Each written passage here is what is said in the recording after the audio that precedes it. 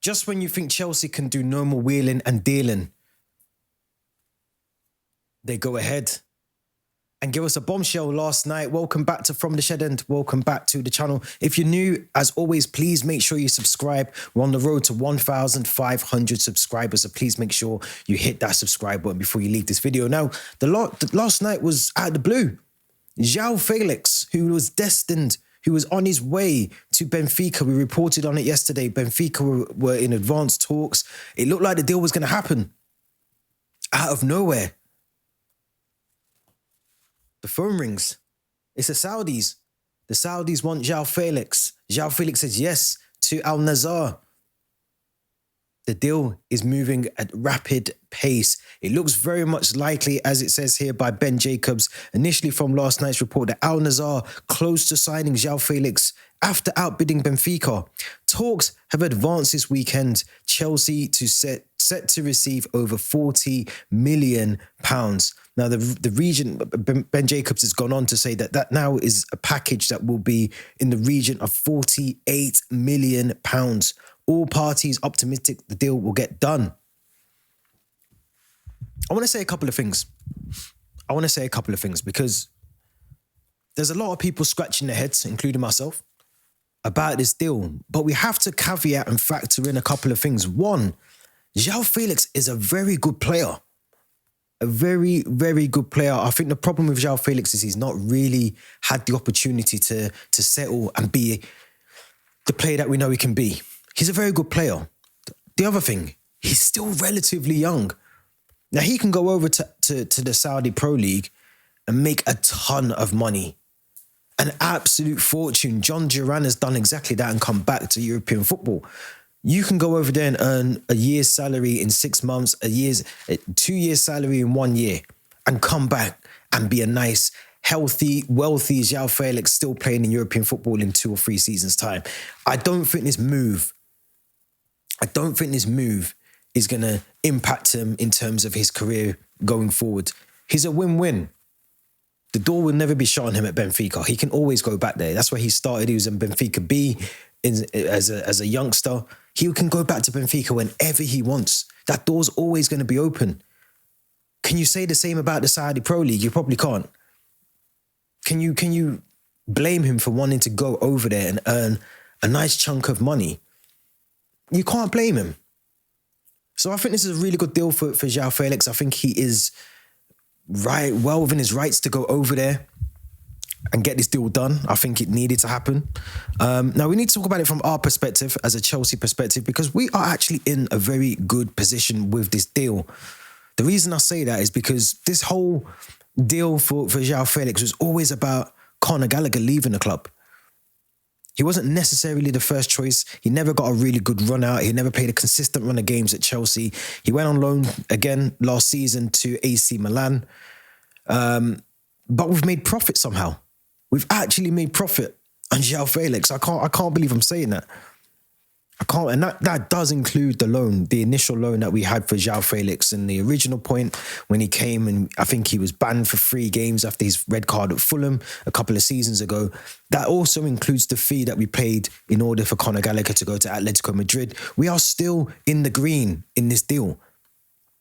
You have to give the owners, I said it the other day, you have to give the owners, the people that do the negotiations and all the rest of it, a pat on the back, because they actually do their jobs properly in that aspects of selling. We sell very, very well. This helps balance out the books for PSR, for all the rest of it. But look, Joao Felix was never going to get an opportunity at Chelsea. We knew that he was on the way out. We thought it was going to be Benfica.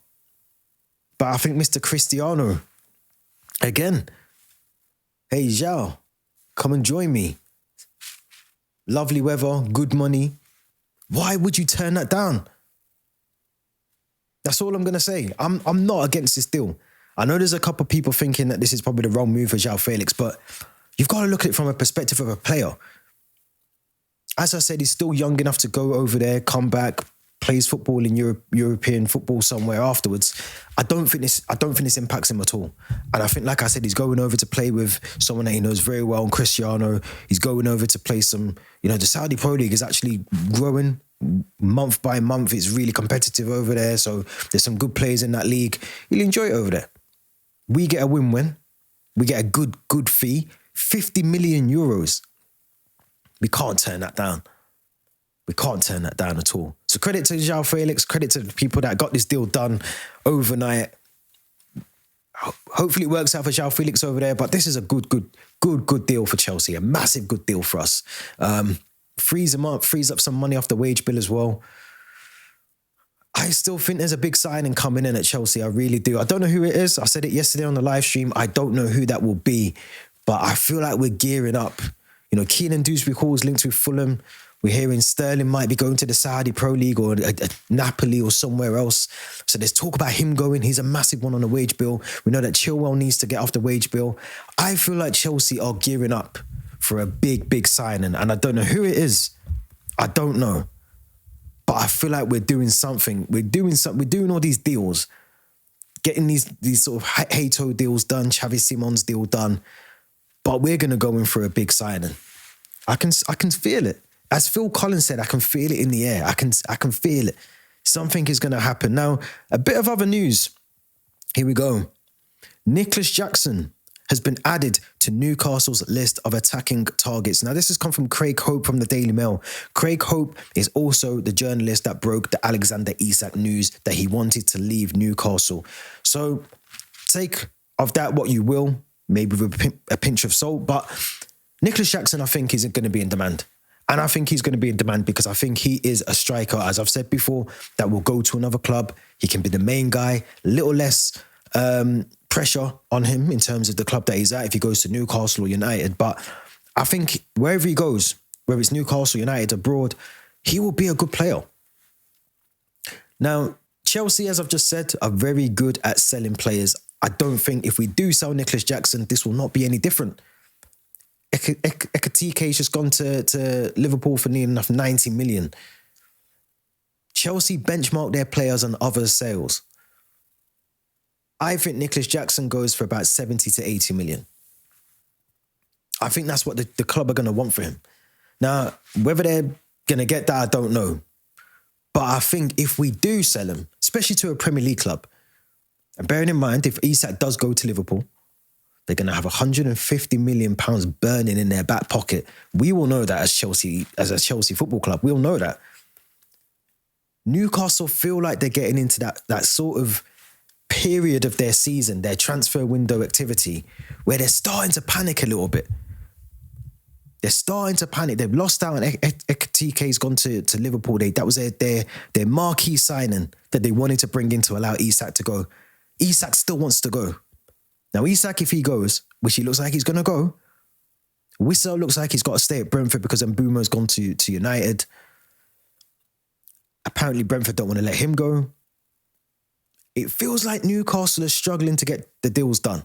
Now, if that is the case, they're going to get into a point where they have to buy. If they lose Isak, they're going to have to go and get a striker quickly. Now, Chelsea are one of these clubs that will throw their players. If they don't want them, they know how to maneuver in the market to get rid of players. Nicholas Jackson will be no different. I actually think Nicholas Jackson going to Newcastle would do very, very well. I really do. I keep saying it, I think he's a good striker. I just don't think he fits the way that we want to play. But I think he would at Newcastle. I really do. I think that's a team where I could see Nicholas Jackson thriving in. We'll have to see.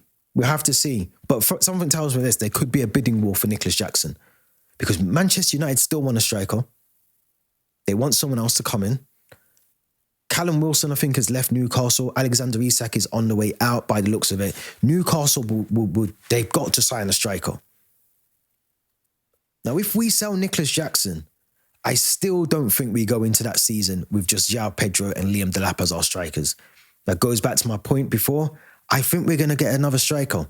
I think we're going to make a massive, bold move late in the window for someone. I don't know who it is. I have my sort of possibles, which I'll keep to myself for now, but I feel like we're going to go in for the market and get ourselves, because we haven't got a marquee signing this season. We haven't got that marquee signing that is going to get everyone queuing outside the mega store to get the player's name on the back. We haven't got that player. Yes, we brought in João Pedro, a brilliant signing. Delap's a good signing. Gittins is a good signing. But when you talk about a marquee statement signing for the season, your intent to go and win the Premier League, that signing that's going to get you over the hill. We haven't got that yet. We haven't got that yet. It's coming. It is coming. But we've got to offload and we've got to let the wheeling and dealing continue. The Al Nassrs, the Newcastles, keep your phones close to you. Keep your phones nearby because that phone will be ringing. Nicholas Jackson, Joao Felix out the door. Keenan Dewsbury Hall next. Raheem Sterling. Maybe Christopher Nkunku as well. There's a lot to unpick over the next couple of weeks, as I said yesterday. Don't forget to subscribe. Let me know your thoughts in the comments. Is it a good move for Joao Felix? Is it a bad move? What are your thoughts on us letting Nicholas Jackson potentially go to Newcastle? Leave your thoughts below. Don't forget to hit the link in the description. We'll be back tomorrow with another video.